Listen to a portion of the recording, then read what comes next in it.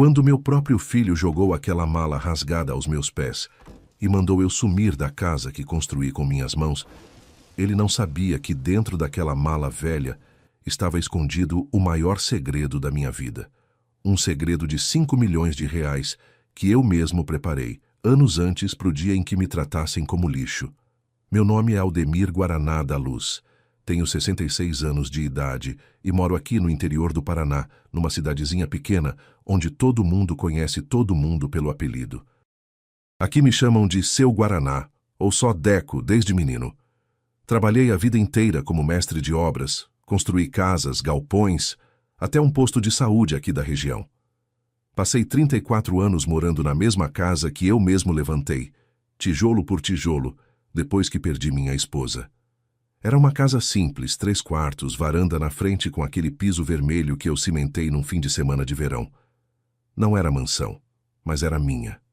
Ou pelo menos eu achava que era. Porque tem coisa que a gente constrói pensando que é para sempre, né? A gente levanta a parede, reboca, pinta, planta uma árvore no quintal, pensando que vai ver ela crescer, que vai fazer sombra para os netos. Eu plantei um pé de jabuticaba logo que terminei a casa. Hoje ele está imenso, cheio de fruta todo ano, mas eu não estou mais lá para colher. Fui expulso, pelo meu próprio sangue. Trabalhei desde os 12 anos de idade. Carregava barro, misturava cimento, servia peão mais velho. Aprendi tudo no duro, no sol quente, com as costas doendo e a mão cheia de bolha. Nunca reclamei. Casei cedo, aos 22, com a Oneida, uma moça bonita de Guarapuava que conheci numa festa junina. A gente teve um filho só, o Jair. Criei ele com todo o amor que eu tinha no peito. Paguei escola particular quando dava, curso de inglês. Até computador eu comprei quando mal sabia ligar aquilo. Tudo pro meu guri ter chance melhor que a minha. A Oneida morreu faz 20 anos. Foi um AVC fulminante, do nada. Ela estava estendendo roupa no varal, caiu ali mesmo no chão. Quando cheguei do serviço, ela já não respirava mais. O Jair tinha 12 anos. Eu fiquei com um buraco no peito que nunca mais fechou direito. Mas segui, porque homem de família não para, né? Eu tinha que ser pai e mãe ao mesmo tempo. Trabalhava de sol a sol, voltava para casa, fazia comida, via lição de casa. Foi assim até ele crescer, casar, trazer a Lucilene para morar com a gente. Antes de eu continuar com minha história, quero fazer um pedido aqui para quem está me ouvindo. Se você está gostando do que eu estou contando, clica aí no like e se inscreve no canal Voz do Vovô. Deixa nos comentários de onde você está assistindo essa história e que horas são aí na tua cidade agora.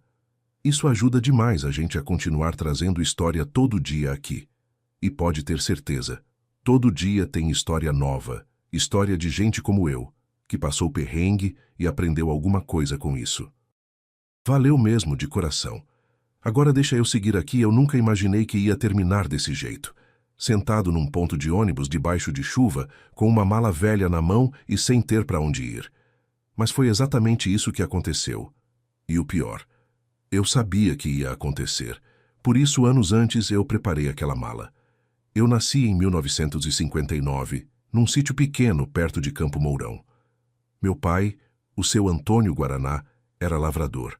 Plantava milho, feijão, um pouco de mandioca. A gente vivia com pouco, mas vivia. Minha mãe, Dona Aparecida, cuidava de mim e dos meus 4 irmãos.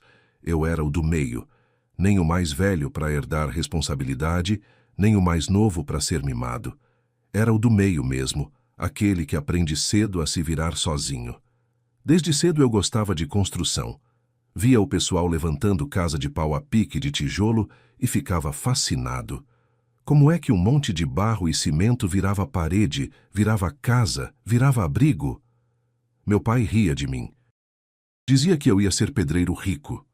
Eu não entendia a ironia na época, mas ele estava certo no fim das contas, só não do jeito que ele imaginava. Com 12 anos, comecei a trabalhar de ajudante numa obra em Campo Mourão. Acordava 4 da manhã, pegava carona na carroceria de caminhão, voltava de noite. Ganhava uma mixaria, mas eu guardava tudo. Minha mãe deixava eu ficar com metade do que eu ganhava. A outra metade ia para ajudar em casa. Aprendi rápido. Com 15 anos eu já sabia levantar parede sozinho, fazer reboco liso, colocar piso. O mestre de obras, seu Valdomiro, dizia que eu tinha mão boa. Isso me orgulhava. Aos 22 anos, já como oficial, eu conhecia a Oneida. Foi numa festa de São João em Guarapuava. Ela estava linda com aquele vestido de chita florida, dançando quadrilha. Eu fiquei parado olhando, feito bobo. Um amigo me empurrou e disse: "Vai lá, Deco, senão outro pega." Fui. Dancei com ela a noite inteira. A gente conversou até o sol raiar. Ela era filha de um senhor que tinha um armazém pequeno. Estudou até a 8ª série, o que já era muito para a época. Era esperta, sabia fazer conta de cabeça, lia jornal. Eu me apaixonei ali mesmo. Casei com ela 6 meses depois. A gente morou primeiro num quartinho alugado, bem simples. Eu trabalhava em obras pela região. Às vezes passava a semana fora. A Oneida ficava sozinha, mas nunca reclamou. Ela costurava para fora, vendia doce de leite na feira. A gente juntava cada centavo. Em 1982 nasceu o Jair. Eu tinha 23 anos. Lembro que quando o médico botou aquele menino no meu colo, eu chorei. Chorei de felicidade, de medo, de tudo junto. Jurei para mim mesmo que ia dar uma vida melhor para ele do que eu tive. E eu tentei. Deus sabe que eu tentei. Trabalhei igual um condenado. Fazia hora extra, pegava obra em cidade vizinha, trabalhava sábado e domingo quando aparecia serviço. Economizava em tudo. A gente não tinha televisão até o Jair fazer 5 anos. Não tinha geladeira até ele fazer 7. Mas ele nunca passou fome, nunca foi para a escola de pé rachado. Eu fazia questão. A Oneida me ajudava. Ela era firme, decidida. Quando o Jair quis fazer um curso de inglês aos 13 anos, ela vendeu as joias que a mãe dela tinha deixado de herança. Era um brinco e anel de ouro. Ela vendeu tudo para pagar o curso. Eu disse que não precisava, mas ela insistiu. Ele precisa ter chance, Deco. A gente não teve, mas ele vai ter. Em 1991, eu finalmente consegui comprar um terreno aqui na cidade. Era um terreninho na vila, nada de especial, mas era nosso. Comecei a construir a casa aos poucos. Comprava material conforme sobrava dinheiro. Às vezes levava meses para terminar uma parede porque faltava grana para o cimento. Mas eu ia. A Oneida me ajudava. Carregava balde, misturava argamassa. A gente ria, mesmo cansado. Dizia que estava construindo o nosso castelo. A casa ficou pronta em 1994. 3 quartos, sala, cozinha, banheiro. Quintal grande. Eu plantei aquele pé de jabuticaba. A Oneida plantou rosa, hortelã, boldo. Ela adorava a planta. Dizia que casa sem planta não tem vida. O Jair já estava com 12 anos, quase um rapaz. Ele ajudou a pintar a casa. Escolheu a cor do quarto dele, um azul claro. A gente fez churrasco no dia que a casa ficou pronta. Chamei os vizinhos, meu irmão que morava em Maringá, alguns amigos da obra. Foi um dia feliz. Um dos últimos, na verdade. Porque no ano seguinte, em 1995, a Oneida morreu. Foi num sábado de tarde. Ela estava estendendo roupa. Eu tinha saído para comprar pão. Quando voltei, ela estava caída no chão do quintal. O varal ainda balançava com as roupas molhadas. Eu gritei, chamei vizinho, chamei ambulância. Mas não adiantou, foi AVC, fulminante. O médico disse que ela provavelmente não sentiu nada. Foi rápido. Mas eu senti. Senti um vazio que me engoliu inteiro. O Jair chorou 3 dias sem parar. Eu não conseguia chorar. Fiquei duro, travado. Só funcionava. Trabalhava, cuidava do menino, trabalhava, dormia pouco, trabalhava de novo. Enterrei a Oneida no cemitério municipal. Fiz questão de comprar uma lápide bonita, de mármore. Escrevi o nome dela, a data e uma frase. Amada esposa e mãe, sua luz continua. O Jair colocou uma flor de plástico, dessas que dura para sempre. A gente ia lá todo domingo. Eu limpava o túmulo, arrancava matinho, conversava com ela baixinho. Contava como estava o Jair, como estava a casa, como estava o trabalho. Parece loucura, mas me fazia bem. Os anos passaram. O Jair cresceu, terminou o 2º grau, fez um curso técnico de eletricista. Eu queria que ele fizesse faculdade, mas ele disse que não era para ele. Queria trabalhar logo, ganhar dinheiro. Arrumou emprego numa empresa de manutenção industrial. Ganhava bem.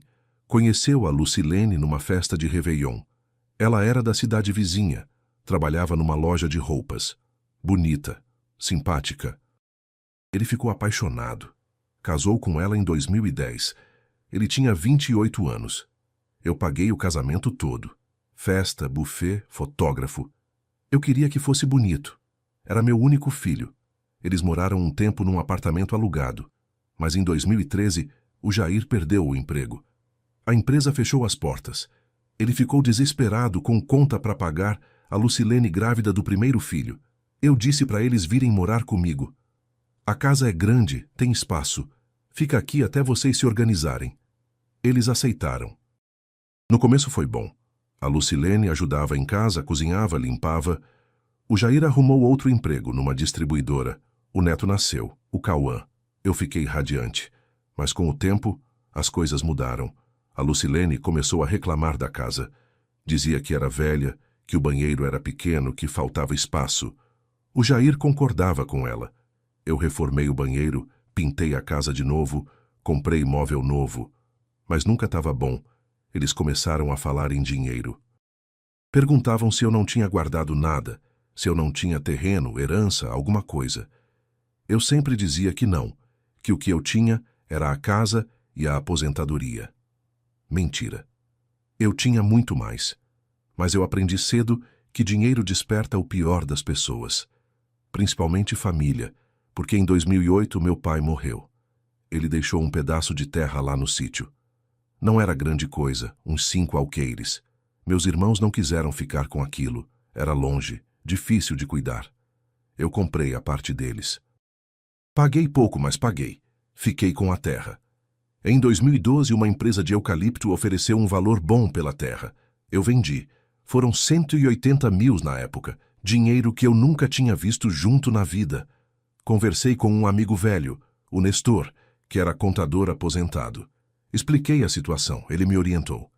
Aldemir, investe isso. Põe em renda fixa, em fundo seguro. Não conta para ninguém. Deixa crescer. Eu segui o conselho. Investi tudo. Durante anos, aquele dinheiro ficou lá, crescendo em silêncio. Eu nunca mexi.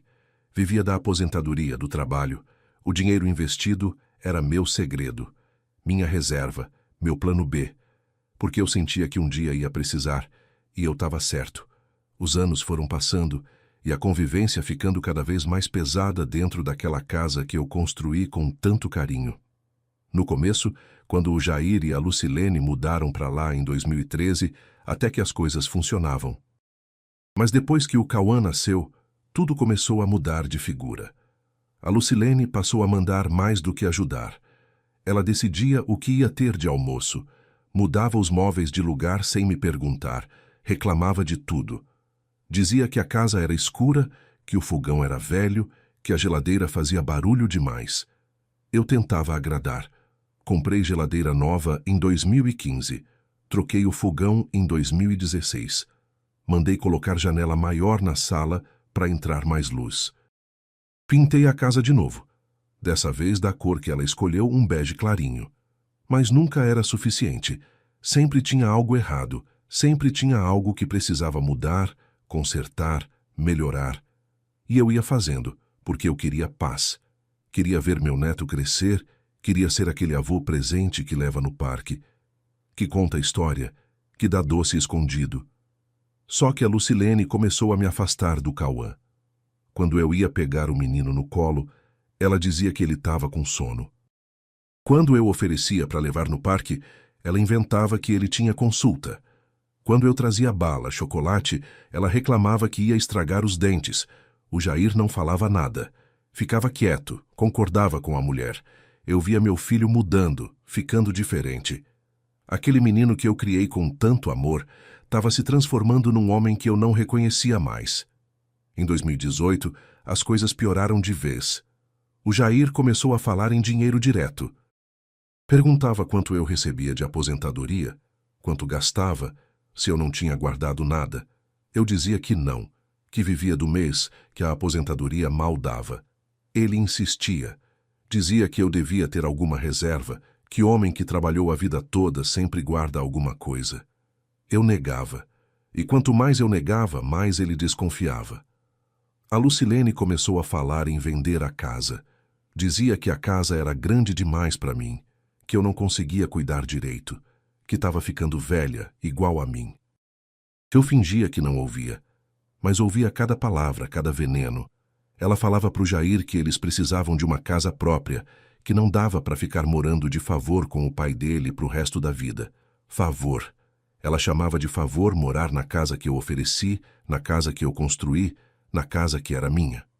O Jair começou a concordar com ela. Dizia que realmente seria bom ter um dinheiro para começar a vida deles de verdade, que eles precisavam de independência. Eu perguntava, e eu, filho? Vou morar onde? Ele dava de ombros. Dizia que eu podia alugar um quartinho, que com a aposentadoria dava, que eu não precisava de casa grande. Um quartinho. Meu filho achava que eu merecia um quartinho depois de dar a vida por ele. As discussões foram ficando mais frequentes. A Lucilene falava alto, gritava, batia a porta. Dizia que eu era egoísta, que eu só pensava em mim, que eu não queria o bem deles. O Jair repetia as palavras dela como um papagaio. Eu tentava argumentar, tentava explicar que aquela casa era tudo o que eu tinha, que era minha segurança, meu único patrimônio. Mas eles não queriam ouvir. Em 2020, durante a pandemia, a coisa explodiu. A gente ficou trancado em casa, os 3 adultos e o Cauã, que já estava com 7 anos. A convivência ficou insuportável. A Lucilene reclamava de tudo. Reclamava que eu tossia, que eu andava de chinelo arrastado, que eu via televisão alto, que eu demorava no banheiro. O Jair concordava com tudo. Parecia que eles tinham feito um pacto contra mim. Foi nessa época que eu comecei a preparar minha saída. Eu sabia que um dia eles iam me botar para fora. Sentia no ar, no jeito como me olhavam, no jeito como falavam comigo. Eu não era mais o pai, o sogro, o avô. Eu era um estorvo, um peso, um obstáculo entre eles e o dinheiro que eles achavam que eu tinha escondido. Conversei com o Nestor, meu amigo contador. Expliquei a situação. Ele me orientou. Aldemir, você precisa se proteger. Blinda tudo. Põe tudo no teu nome, bem registrado. E se prepare para o pior. Eu segui o conselho. Organizei documentos, atualizei escrituras, fiz um testamento. E preparei aquela mala. Foi numa noite de insônia, em 2021. Eu peguei uma mala velha que estava no alto do guarda-roupa, daquelas de couro sintético marrom, meio rasgada nas laterais. Botei dentro os extratos bancários, os comprovantes dos investimentos, cópia da escritura da casa e um envelope grosso com todos os documentos que provavam que aquele patrimônio era meu, só meu, e escrevi um bilhete para mim mesmo. Pai, se o senhor estiver lendo isso, é porque eles acharam que venceram, mas nunca foi deles, sempre foi seu. Assinei. O pai que você ensinou a não ser fraco. Fechei a mala e deixei ela no fundo do armário. Era meu plano de emergência, minha saída. Porque eu sabia que quando me expulsassem, seria com violência, com raiva, com aquela mala na mão. E eu queria estar pronto. Os meses foram passando. A pressão aumentava. Em 2022, a Lucilene começou a trazer corretor de imóveis em casa.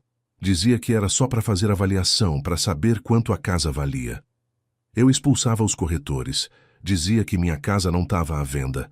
Ela gritava, dizia que eu era teimoso, cabeça dura. O Jair ficava do lado dela.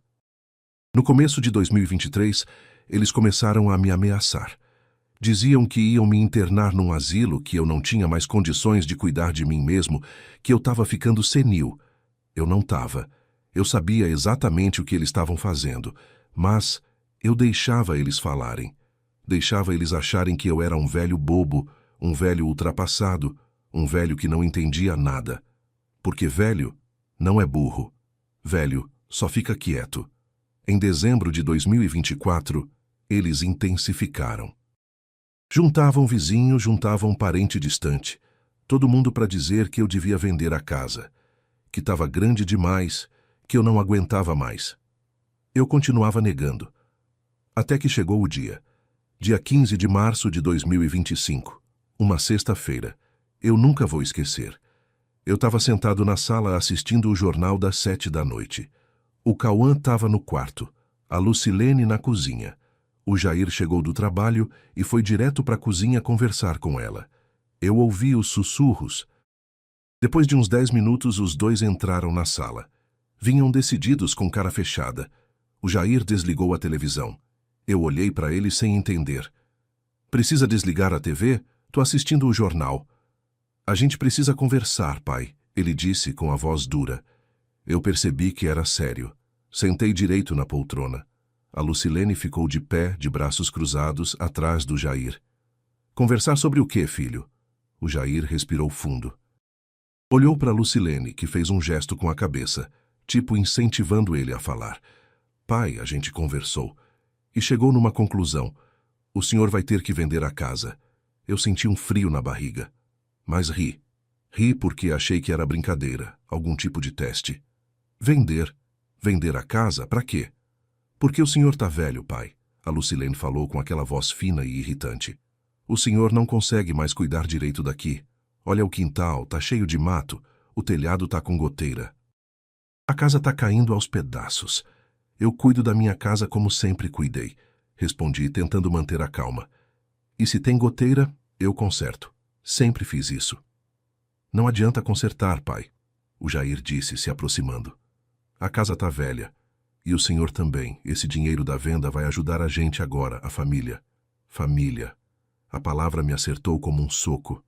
Que família, Jair? Perguntei, sentindo a voz tremer. Eu sou sua família. Ou eu deixei de ser? Claro que o senhor é, pai. Mas o senhor tem que pensar nos outros também. A gente precisa desse dinheiro. O Cauã tá crescendo, precisa de escola melhor, de curso. A gente tá apertado. Vocês moram aqui de graça há mais de 10 anos, eu disse, levantando da poltrona. Eu pago água, luz, comida, nunca cobrei nada. E agora vocês querem que eu venda minha casa? É pelo seu bem, seu Aldemir, a Lucilene disse, com aquele sorrisinho falso. O senhor vai poder alugar um lugar menorzinho, mais fácil de cuidar. E o dinheiro fica guardado, seguro. Guardado com vocês, né? Eu disse, sentindo a raiva subir. Porque a casa é minha, mas o dinheiro da venda ia ficar com vocês. A gente ia administrar, pai, o Jair disse. O senhor não entende dessas coisas. Não entendo? Eu quase gritei. Eu construí essa casa com essas mãos aqui, tijolo por tijolo. E você vem me dizer que eu não entendo? Já está decidido, pai, o Jair disse, firme. A gente vai vender a casa. Com ou sem o senhor concordar. Eu senti o chão sumir debaixo dos meus pés. Vocês não podem fazer isso. A casa é minha. A gente vai dar um jeito, a Lucilene disse com frieza. Tem advogado, tem juiz. A gente vai provar que o senhor não tem mais condições. Eu olhei para o meu filho, para o homem que eu criei, que eu eduquei, que eu amei mais do que a mim mesmo. E vi um estranho. Não, eu disse baixinho, mas firme. Eu não vou vender. Essa casa é minha. E vai continuar sendo. O Jair fechou a cara. A Lucilene deu um passo à frente. Então o senhor sabe o que vai acontecer agora, né?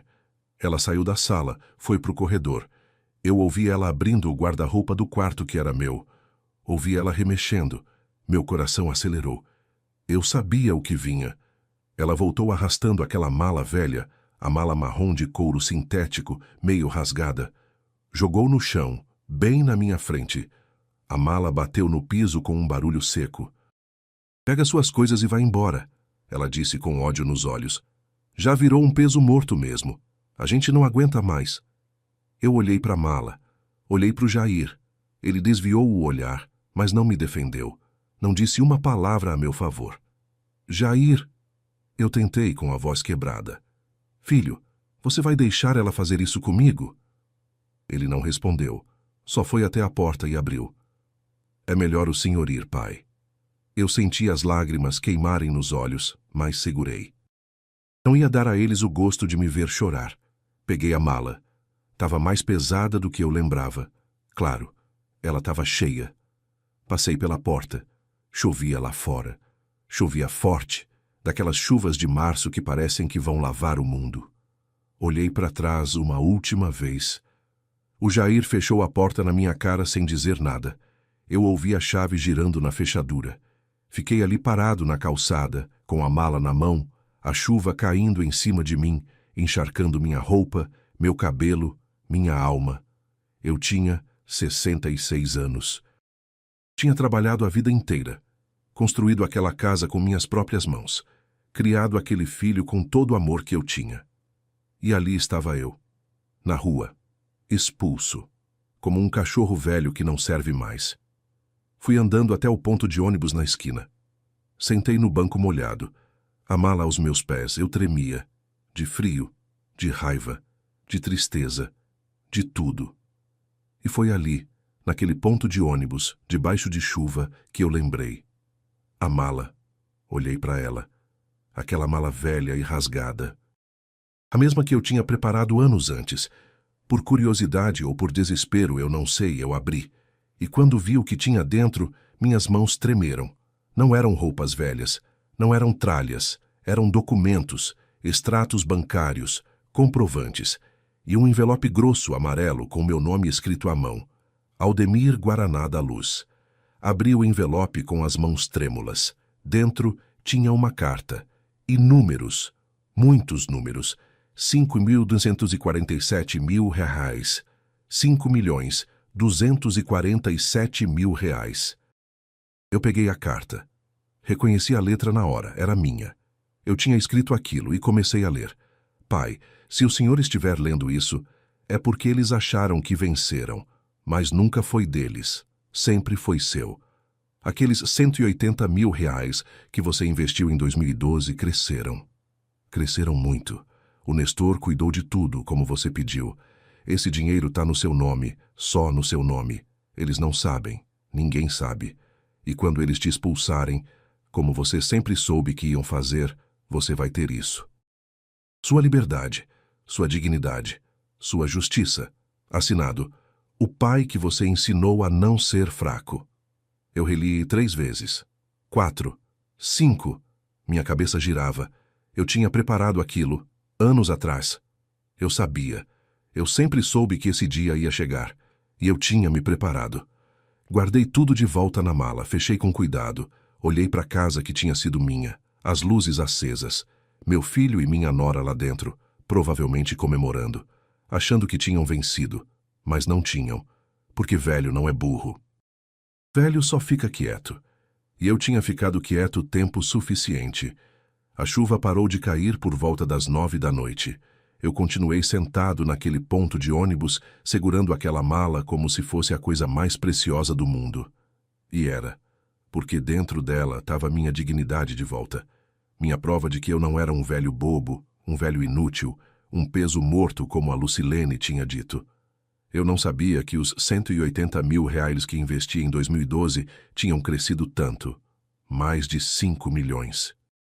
O Nestor tinha feito um trabalho excelente. 13 anos de investimento, aplicação em renda fixa, fundos conservadores, reinvestimento dos rendimentos. Tudo em silêncio. Tudo sem alarde. Exatamente como eu tinha pedido. Porque eu aprendi, ao longo da vida, que dinheiro traz problema. Principalmente quando a família sabe. Eu vi isso acontecer com vizinho, com amigo, com conhecido. De repente aparece gente querendo emprestar, querendo sociedade, querendo parte. E quando você diz não, você vira o egoísta, o mão fechada, o miserável. Então eu aprendi a ficar quieto, a viver simples, a não ostentar, e a me preparar para o dia em que a ingratidão batesse na porta. E ela bateu, com força. Eu peguei meu celular velho, daqueles com tecla, e liguei para o Nestor. Ele atendeu no 3º toque. Alô? Nestor, sou eu, Aldemir. Deco, que surpresa. Tá tudo bem? Não, Nestor, não tá. Aconteceu o que a gente imaginava. Eles me botaram para fora. Silêncio do outro lado. Depois a voz dele, séria. Achei a mala? Achei. E agora? O que você vai fazer? Eu respirei fundo. Olhei para casa mais uma vez. Agora eu vou fazer o que eu deveria ter feito há muito tempo. Vou me proteger. E vou mostrar para eles quem é que manda na minha vida. Você quer que eu te ajude? Ele perguntou. Quero, amanhã cedo. Pode ser? Claro. Vem para minha casa. Você vai dormir aqui hoje. Eu agradeci, desliguei e peguei a mala. Fui a pé até a casa do Nestor, que morava a uns 3 quarteirões dali. Ele me recebeu com um abraço apertado. A esposa dele, a dona Marlene, fez chá quente, separou roupa seca, preparou o quarto de hóspedes. Eu tomei banho, vesti a roupa, sentei na mesa da cozinha com o Nestor. Me conta tudo, ele disse, e eu contei. Desde o começo. Desde quando o Jair e a Lucilene começaram a mudar, a pressionar, a ameaçar. Ele ouvia em silêncio, balançando a cabeça. Eu avisei você, Deco. Avisei que isso podia acontecer. Eu sei. Por isso eu preparei aquela mala. Ele sorriu um sorriso triste. Foi a coisa mais inteligente que você fez. Aquele dinheiro cresceu bem, viu? Cuidei dele como se fosse meu. Aplicação segura, conservadora. Deu mais de 5 milhões com correção, juros compostos, reinvestimento. Eu vi. Eu não acredito que juntei tanto assim. Você juntou porque foi paciente e porque foi esperto. Não gastou, não ostentou. Deixou o dinheiro trabalhar por você. Ele abriu uma pasta que estava em cima da mesa. Dentro tinha cópias de documentos, extratos, comprovantes. Isso aqui é tudo seu, Deco. Tá no seu nome, CPF, tudo certinho. Eles não têm acesso a nada. Nem o Jair, nem a Lucilene. E a casa? A casa também tá no meu nome. Escritura registrada. Eu conferi tudo antes. Então eles não podem vender sem sua autorização. Se tentarem, é crime. Mas eles falaram em juiz, em advogado. Falaram que iam provar que eu não tenho condições. Néstor balançou a cabeça. Isso é blefe, Deco. Interdição judicial não é fácil. Precisa de laudo médico, de prova concreta de que a pessoa não tem discernimento. Você está lúcido, saudável. Não vão conseguir. Então o que eu faço? Ele se inclinou para frente, olhando nos meus olhos. Você vai ao cartório amanhã. Leva esses documentos. Registra tudo de novo. Atualiza. Faz uma procuração para mim, caso você precise de alguém de confiança. E depois você procura um advogado. Um bom. Que entre com ação contra eles. Ação de quê? Abandono, coerção, ameaça a idoso. Tem lei para isso, Deco. Estatuto do idoso. O que eles fizeram com você é crime. Expulsar um idoso de casa, ameaçar, coagir. Isso dá cadeia. Eu senti um alívio misturado com uma pontada de tristeza. Alívio porque eu tinha saída. Tristeza porque eu ia ter que processar meu próprio filho. Eu não sei se consigo fazer isso, Nestor. É meu filho. Ele é seu filho, mas ele te expulsou de casa, Deco. Te jogou na rua. Debaixo de chuva, com uma mala. Ele não pensou em você. Você tem que pensar em você agora. Eu sabia que ele estava certo. Dormi pouco naquela noite. Fiquei pensando, repassando tudo na cabeça. De manhã cedo, o Nestor me levou no cartório.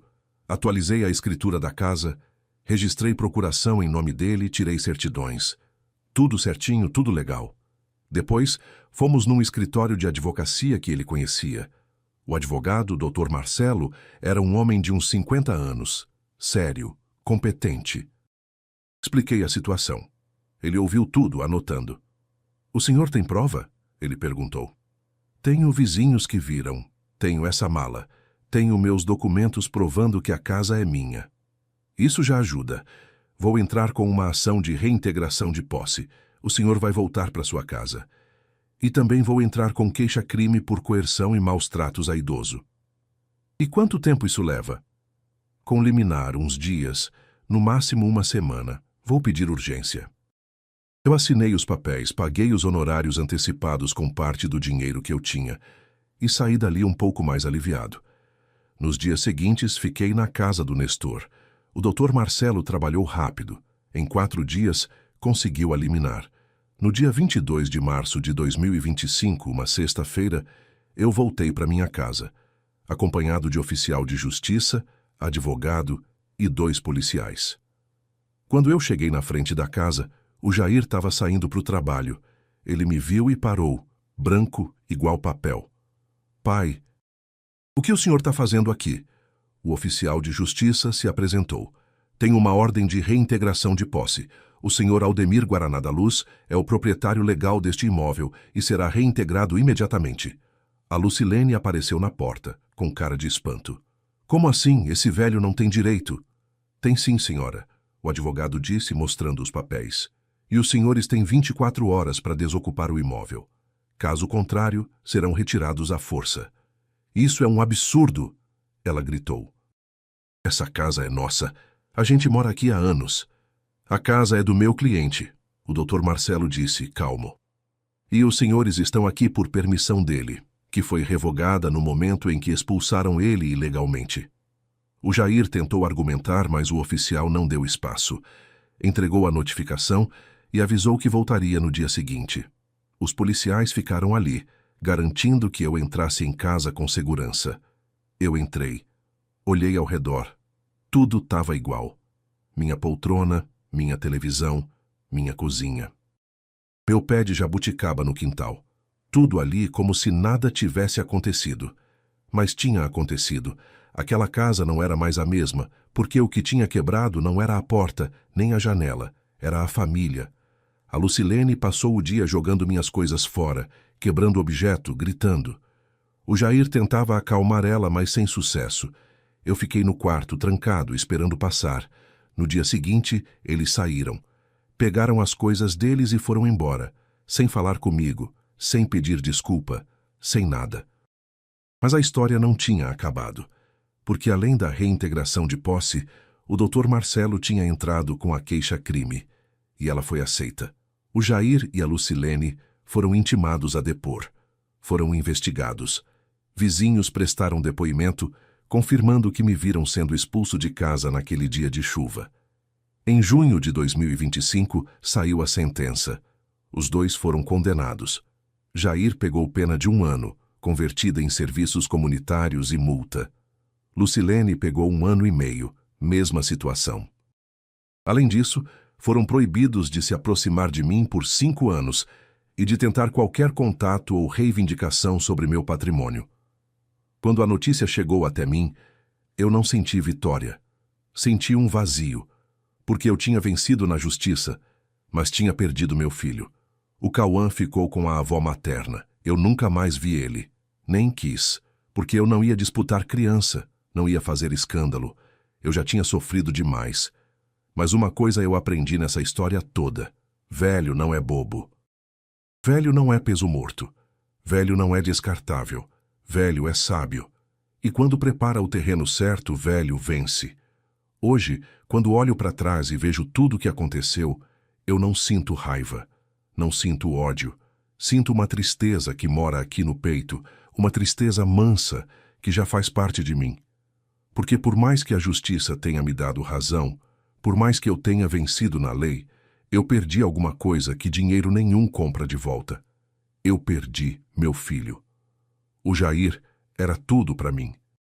Desde o dia que ele nasceu, em 1982, eu olhei para aquele bebezinho miúdo e pensei, é para ele que eu vou trabalhar, é por ele que eu vou lutar. E eu lutei.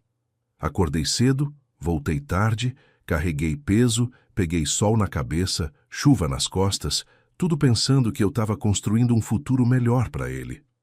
Mas no fim, eu descobri uma coisa dura, que ninguém quer aceitar. A gente não constrói o caráter dos filhos sozinho. Eles crescem, escolhem caminhos, encontram pessoas que influenciam eles. E às vezes, por mais que a gente tenha plantado semente boa, o terreno muda e o que nasce não é o que a gente esperava. Eu não sei em que momento o Jair virou aquele homem que me expulsou de casa. Não sei se foi a Lucilene que mudou ele, se foi o dinheiro que cegou ele, ou se sempre teve alguma coisa adormecida dentro dele que eu não quis enxergar. Mas eu sei que o filho que me jogou na rua debaixo de chuva não era o menino que eu embalei no colo, que eu ensinei a andar de bicicleta, que eu levei para pescar no rio. Aquele menino morreu em algum lugar do caminho, e no lugar dele ficou um homem que eu não reconheço. Tem noite que eu acordo e fico pensando se eu fiz alguma coisa errada, se eu mimei demais, se eu cobrei de menos, se eu deveria ter sido mais duro. Mas aí eu lembro de tudo que eu fiz, de tudo que eu dei, de tudo que eu sacrifiquei, E eu sei que não foi falta de amor. Foi excesso de ambição da parte deles. Foi ganância. Foi ingratidão. E contra isso, não tem educação que funcione. O que me salvou foi ter me preparado.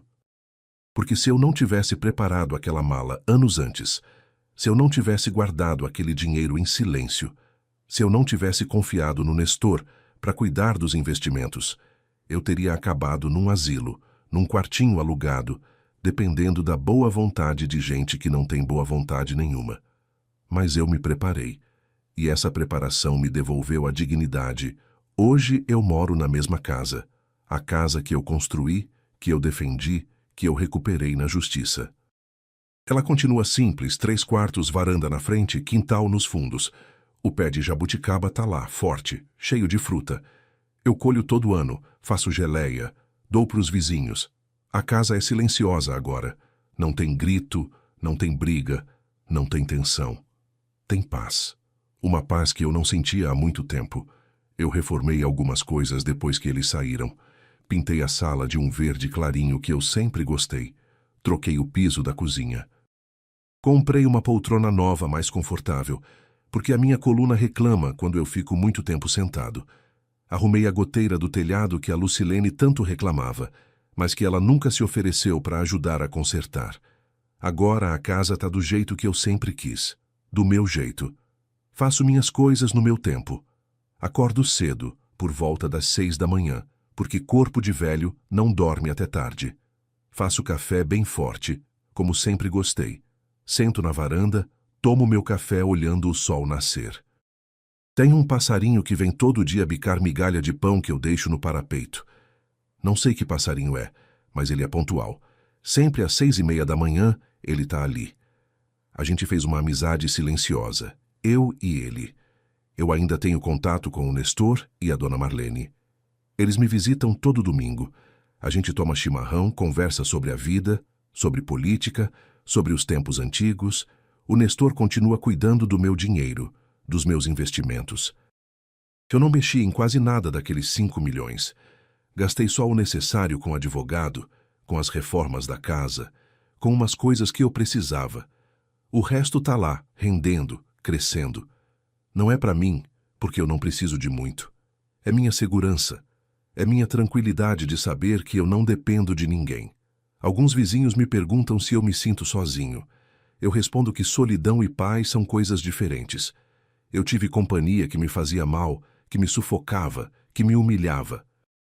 Prefiro 1000 vezes a paz da solidão do que o inferno da convivência ruim. Porque eu aprendi que tem gente que enche a casa, mas esvazia a alma. E tem silêncio que alimenta a gente por dentro. Eu não tenho mais contato com o Jair. Não tenho com a Lucilene. Não tenho com o Cauã.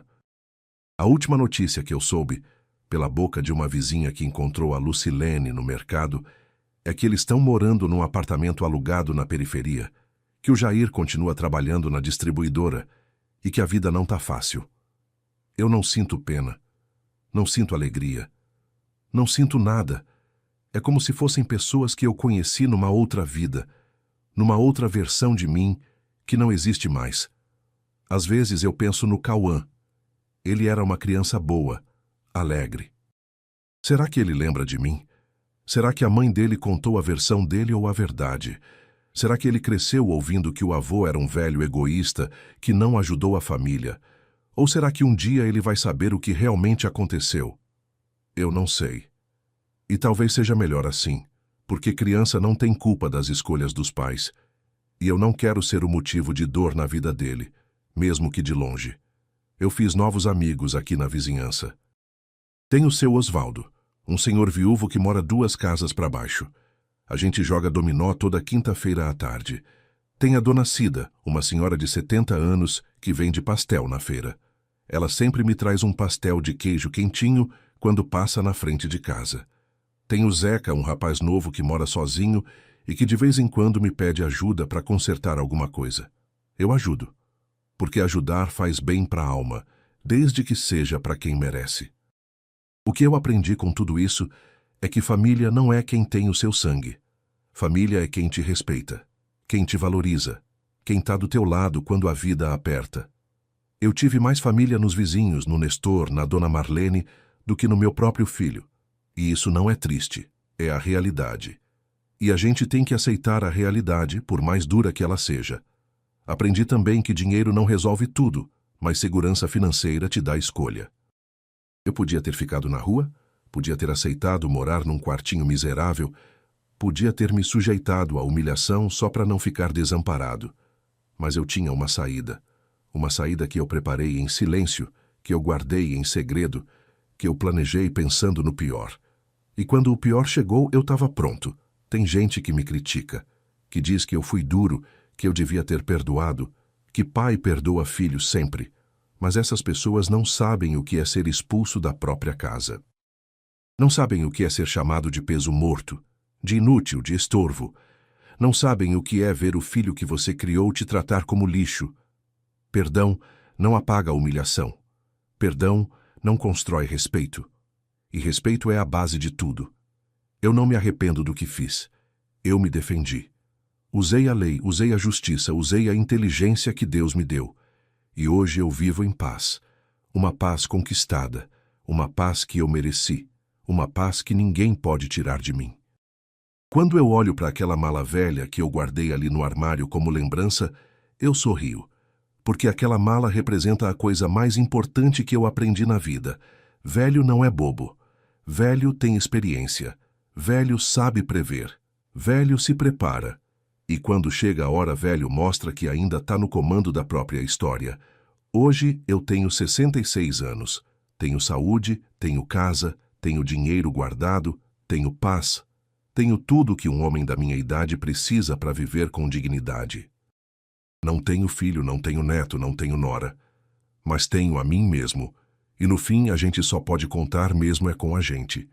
Se eu pudesse dar um conselho para quem está me ouvindo, principalmente para os mais velhos, é esse. Não dependa de ninguém. Não dependa de filho, de genro, de nora, de parente. Construa sua segurança, guarde seu dinheiro. Proteja seu patrimônio. Porque ingratidão não escolhe sangue. E quando ela bater na sua porta, você tem que estar preparado para não ser destruído por ela. E se você é novo, se você tem pai, mãe, avô, avó, trate eles com respeito, com carinho, com gratidão, porque eles deram a vida por você. Abriram mão de sonhos, de descanso, de conforto, tudo para você ter chance. Não trate eles como peso quando eles envelhecerem. Não descarte eles como se fossem móvel velho, porque um dia você também vai envelhecer, e aí você vai entender na pele o que é ser tratado como descartável. A vida dá voltas, e quem planta ingratidão, colhe solidão. Eu plantei amor, plantei dedicação, plantei sacrifício, colhi ingratidão, mas também colhi sabedoria. E hoje, com minha casa, meu quintal, meu pé de jabuticaba carregado de fruta, eu vivo a vida que eu merecia ter vivido desde sempre, uma vida minha. Obrigado de coração por ter me ouvido até aqui. Foi bom desabafar, foi bom dividir minha história com você. Se você gostou, se isso tocou teu coração de alguma forma, clica aí no like e se inscreve no canal Voz do Vovô. E quem ficou até o final, faz um favor para esse velho aqui. Comenta aí embaixo a palavra preparação, porque foi isso que me salvou. A preparação, o planejamento silencioso, a estratégia que eu montei sozinho, sem alarde, sem aviso. Comenta a preparação para eu saber que você entendeu a mensagem. E não esquece de conferir as outras histórias aqui do canal. Aqui na tela tem duas que você vai gostar. Histórias de gente que passou sufoco e aprendeu alguma coisa. Um abraço forte desse velho aqui. Que Deus te abençoe. E lembra, nunca subestime um velho quieto, porque por trás do silêncio tem uma estratégia.